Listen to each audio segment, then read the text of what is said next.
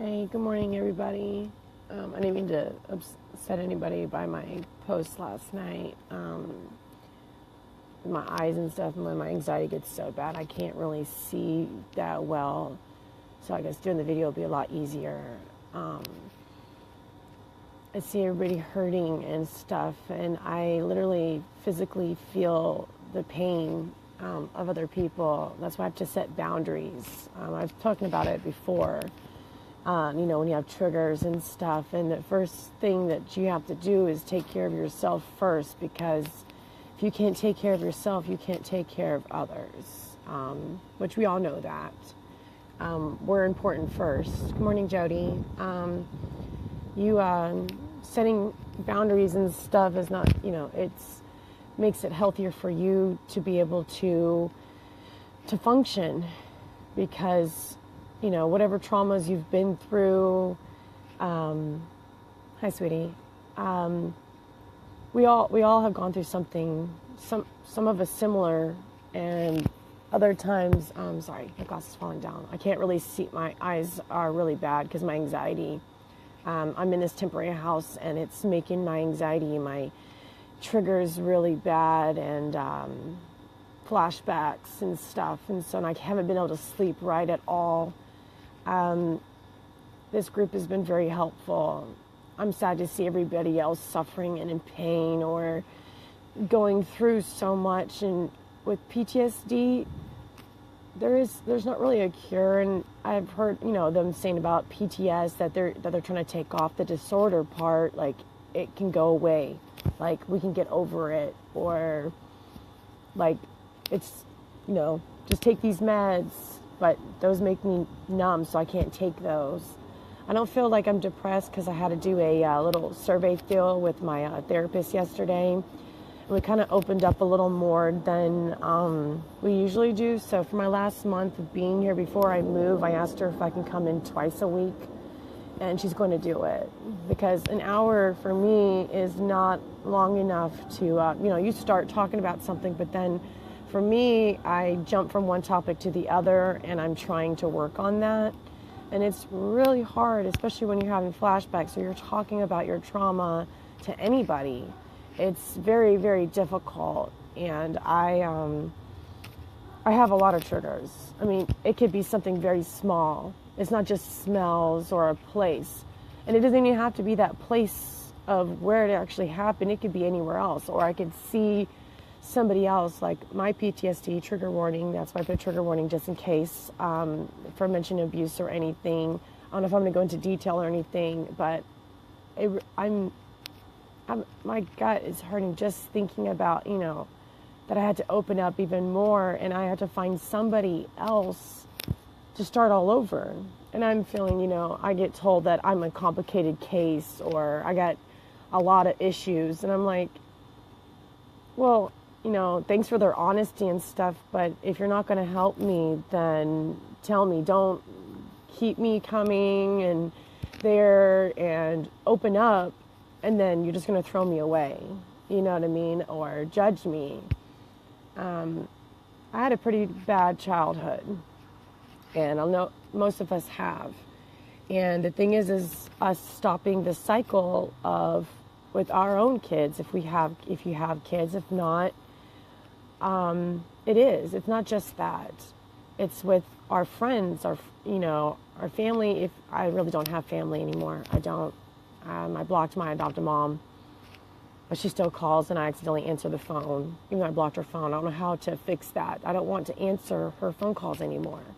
She triggers me. I didn't realize that my adopted mom was part of my reason for my PTSD, but it makes sense because she's in denial of the abuse that my father did to me and to my half-brother and my sister, which she has passed away 10 years ago. And the last thing I said to her, I bumped into her 5 months before she passed away, and my adopted mom wouldn't let me see her at the hospital when she was on breathing tubes, even though she was in a coma, or she was pretty much brain dead. And she had to pull the plug on her. I didn't find out until years after what had actually happened, and she passed away from a pulmonary embolism. For years, I blamed myself that it was my fault. Okay, Eric. Good morning. Thanks. I will have to do that because I think that every time I talk to her, because like the other day, I brought up about my sister, but it was something, a good memory. And that's what I do is like for something sad, or I try to, out of a negative, I try to always bring something positive. It doesn't have to be something humorous or, yeah, good morning, y'all. But when I said her name, I said Heather, and she just, or like say, oh, Heather used to like that, or Heather and I used to do this together, and I miss that. And she'll be like, oh, I gotta go eat dinner or something. She always has an excuse to get off the phone. So why do I keep on trying to have a relationship with her when I know she doesn't have unconditional love for me, and I'm never going to get her approval ever. So like I said in the beginning, setting boundaries is something, you are in control. Even if you're still in a situation where it is, you're not in control, like with my situation with my husband, we are separated but married. He's very controlling. It's even just emotionally controlling. And it's like gaslighting. If you've ever heard of gaslighting, I'm going to find some more information on that and share it, because I've heard from other people in the group that they, kind of the same, they're going through the same kind of thing. It's an emotional abuse, that somebody, kind of twists your words in a way, if that makes sense. But I'll share more about that if anybody else knows more about the gaslighting. But it is a form of abuse as well. He's not physically abusive anymore or sexually abusive to me. The times that he was, the last times, trigger warning, was when my DID, dissociative identity disorder, gets bad. I only found out about 2 years ago. I have 9 alter personalities, so he has hurt 3 of my alters. And I think that's why they haven't come back out, but I feel like they're trying to, it's hard to explain, it's hard to tell other people because it is so rare to have this disorder label. I hate it. But yes, that's very true, Eric. We don't get to choose our families at first, but like this group, like we're sort of a family. We're a support family. And this is the only group that I really feel that, and last night when I posted about, I was going to take a break from the group, it was really I didn't really explain myself. It was, my vision is really bad because of my anxiety. And then sometimes with my anxiety, I don't know if anybody else has this happen, where I get like full body paralysis, or it'll start in my neck and then I can't move. It could be for hours. The longest time was like 16 hours. And then I disassociate, and then my grounding techniques don't work. And I have to be in the hospital, I have to get shots or this or that to untense my whole body. It's like my body goes in total shock. It's very scary. And it makes sense for why, like during trigger warning, during child abuse, during my childhood, I went through every form of abuse. Not just, I haven't really spoken about before what my dad did, but my bio mom, what she did. She abandoned me and my my sister that passed away 10 years ago. She abandoned us before I was 2 years old with a babysitter, never came back to go party. She used to leave pill bottles out, alcohol in our bottles. We had skin disease from head to toe because she didn't bathe us, clean us for probably ever since we were born. They said it was so filthy for our house, but I only remember from 2 years old on. And I wish I didn't remember everything, but I don't remember that. But I met her 9 years ago, a year after my sister passed away. Thanks, Eric. And that was the biggest mistake I ever did, was meeting her, because everybody would tell me that she, schizophrenic, drug-induced, I guess. I don't know. She was very wired and stuff and talking to me. I think she was on something when I met her. She got me in a car accident 2 minutes after I got in the truck, right in front of the police station, ran a red light with a cop at the same light, and was trying to do this whole, oh, I haven't seen my daughter in 20 years and we're reuniting and yada, yada, yada. And the light, my daughter can say it was, the light was green. And I just kept my mouth shut because I was in shock. I just got T-boned on my side. in the truck, and all she cared about was her vehicle getting towed. She didn't care and see if I was okay. And I thought people can change after 20 years. Some people just don't. And so that's why I'm saying, like, breaking this cycle. Like, I'm a mom. I'm a stay-at-home mom. And the stuff that I went through as a child, I will not do that with my son. And like my husband, I have to get on to him about some of the things because those trigger me. Well, so I am not going to get back in contact with my bio mom. That really hurt my adoptive mom because I left her a note on the fridge. It was after I graduated from high school. So I was about 19, almost 20 when I met her. And I had put a note on the fridge saying, I'm going to Florida. I'm going to meet my real mom. And I just said, love you. She was really hurt by that I was going to go meet my other mom. But I was told all these horrible things, and I had to see for myself. I mean, I don't know if anybody else has had to, do something so, out there, and that it's probably the outcome is not going to be good, but you still just have to get those answers. And I'm glad I did, because now I know that my bio family is horrible. They're horrible. And I'm glad that I wasn't raised by them.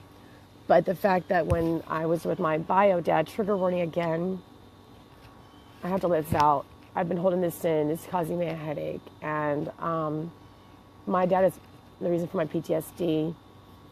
My triggers are so bad that I can't do daily stuff at all. Like, it's that bad. I can't take baths anymore. I can't even let the water run in the bath. I have so many triggers. I can't drive anymore. It's not just because of my spine.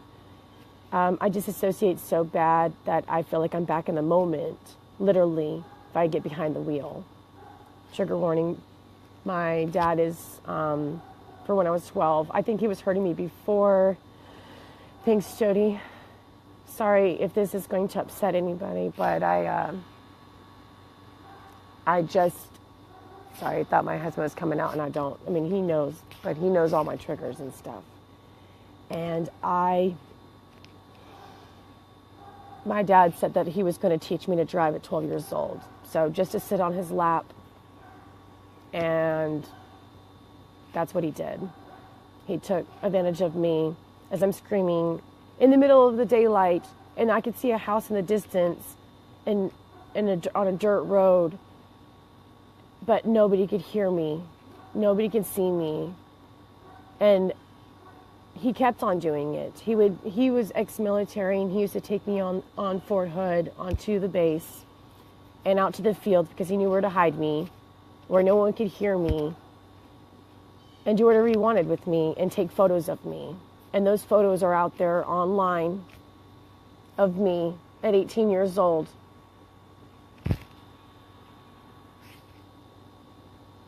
And so seeing sexual stuff, I can't do those things. And my husband gets upset because we haven't done anything since August, but my health is so bad I can't anyways.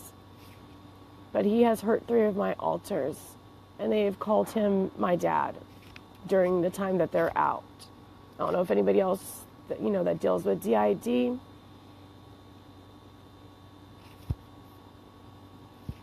I just don't know how you could hurt your own kids,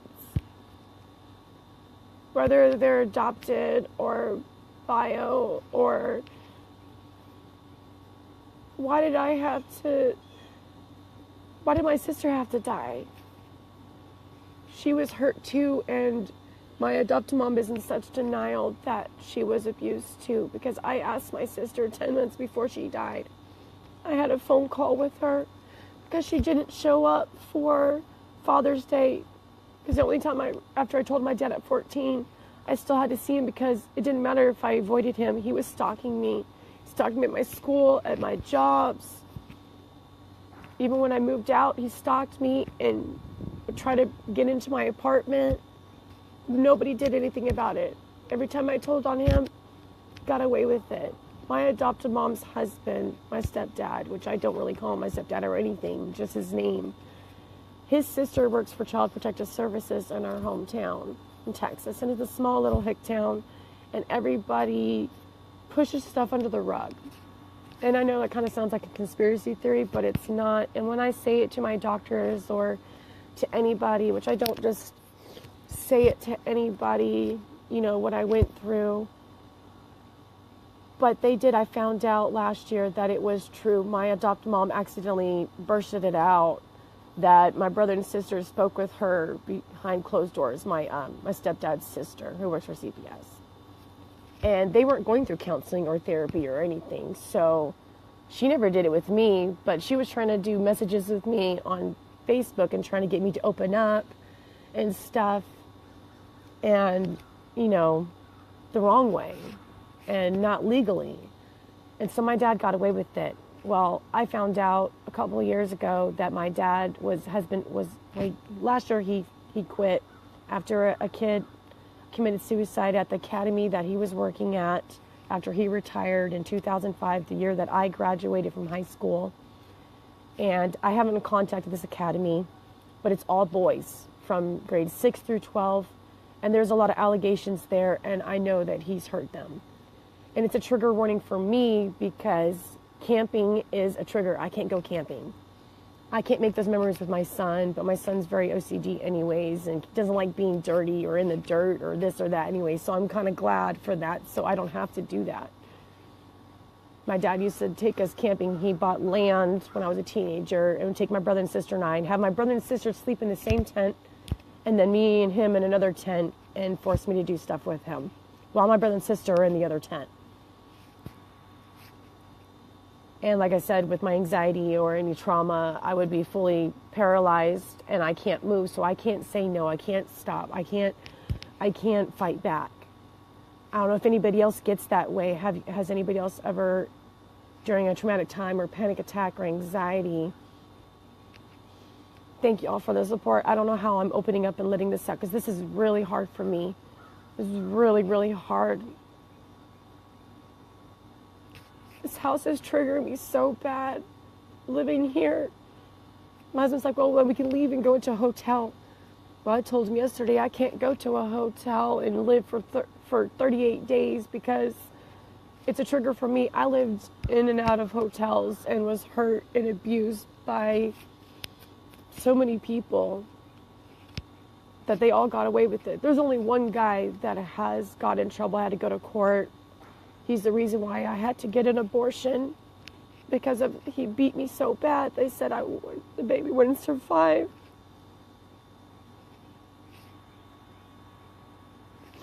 I've had a couple of miscarriages too because of abuse.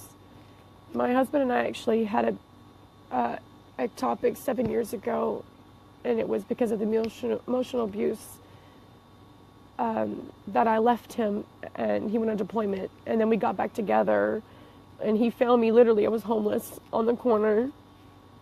And he gave me like $300. I was with some loser guy who was very suicidal. And I was only staying with him so he wouldn't hurt himself.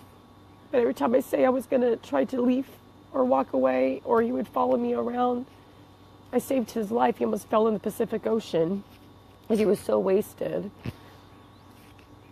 And when I saw my husband, when we weren't together then, but he had come back from deployment, and now that since ever we've been together, and he got back together with me, and I moved back in with him, I feel like I'm just the girl on the street on the corner that nobody loves, that nobody cares about. And that's all I'm going to be. Is everywhere I've lived, the house has always been on the corner, except for this one here, this temporary house, but like a regular house being there. But I've always felt like that people just feel sorry for me, and they're not really there for me. Not this group, not y'all. Y'all have been awesome, and I've made some really great friends. It really hurts, and I don't know how I'm holding all this in. I don't want to live in this house anymore. I don't want to move to California with him. I just want my son and my dogs to be with me. But I can't leave because he got temporary custody of our son 2 years. Sorry, my alarm went off. medication time. But that's just for my pain and my anxiety. But no, my husband has hurt me so much that, like I said, my alters call him my dad, because in some way he looks a lot like my dad in how facial features or some of the things he says. Like I said, he knows all my triggers, you know. Sorry, Eric. I hope that you feel better. I'm still not healing after my surgery, and with the stress and anxiety and then moving and everything else. Hugs, Jody. I hope that you're doing well, and I mean, I feel like that I've been ignoring and stuff and everything. Oh, yes, he does, Eric. He does do it purposely. He laughs he laughs at me for stuff, or like we try to have a conversation, and you know, he doesn't make eye contact, and I get onto him for it, and he has an excuse like right then and there, like all of a sudden, like he has an answer for everything. I found out 2 years ago that I finally knew that he was cheating. I had a feeling and stuff and everything, but he finally admitted. The one time we went to marriage counseling, it was right after we got back together, and we've been together 7 years, married 6 years last month. But he admitted it in marriage counseling. I had dropped the restraining order from NCIS from him for what he did to me. He took advantage of my protector altar. And so now she's scared. None of them want to come out. They're afraid of him because they remind them of my dad. And it's really hard for me to even talk about DID because I'm still learning. But I'm going to go for now, and I'll probably do another video later. This was really, really hard. But I really appreciate the support. But I wish he would be more understanding and not. He knows my triggers, and he knows how to push my buttons. And that's not healthy for me. Thank you, Eric. I really appreciate y'all. And I hope that didn't trigger anybody. I didn't want to go into details and stuff, but there are so many triggers. And how do you avoid all the things that are daily? Like even taking a shower, I have to close my eyes. But maybe I'll do another video where, if anybody wants to, and I'll make sure that I put a double trigger warning or something, because this was very, very, love you too, sweetie. This group is amazing. I know that I probably upset people last night with my posting that I was taking a break from the group. But y'all are all I have, really, having the support, and the few friends that I have outside of this group as well. No, I don't really get that many phone calls. I don't have family left, except for my son and my 3 dogs, and they're my support. Without them, I don't, you know, y'all keep me going. And I haven't been inpatient in 2 years. And like I said, I'm going to be going, starting next month, I'll be going 2 times a week to my therapist until I leave. And I had spoken about before that she really kind of changes the subject when I talk about my DID. And I got her to listen and me talk about it. So I'm hoping that when I get to California that I can find somebody that deals with sexual trauma, childhood trauma. And this is the hardest word. I need to say this word, incest, which is hard to say. But I need to deal with this. I need to move forward. I need to be able to not be afraid to walk out the house and be afraid anymore. I've been hurt by over 100 guys. And a lot of those times is because I was paralyzed. I couldn't, or I was drunk and I didn't know, or I was drugged. And like I said, all those guys got in trouble except for one. And like I said, for when I feel ready, I'm going to be calling that academy for my dad because he should not be around kids. Thank y'all so much. I really, I thought he was coming out, and so that's why I was going to end it, but I don't know how long I've been talking for. And I just wanted to say I appreciate y'all so much. And thank you, Jody. Thank you, Eric. I really, this was not easy for me. And y'all can message me anytime. If y'all have Messenger, during the video chat, Hi, Rhonda. I'm just, I really opened up a lot more than I think. I'm glad that we are doing these live videos, even though they're hard. But I'm hoping that they help other people to open up as well.